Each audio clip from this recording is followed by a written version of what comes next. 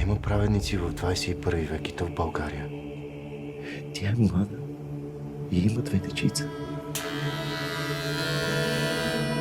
Сякаш Бог не чува молитвата ми. Разказваха в семинарията една легенда за един учелник, който се подвизава в Странджа почти от дете. Какъв ми е той, че да му казвам мила дума? Син ти, Иван. Син. Това ли е Бачовския манастир? Не може. Той няма паспорт. Не си знае фамилното име. Добър вечер, другаря монах. Ето, 3000 сърце. Има ли надежда? Господ е последната надежда. Не, доктора, не е последната. Това е единствената.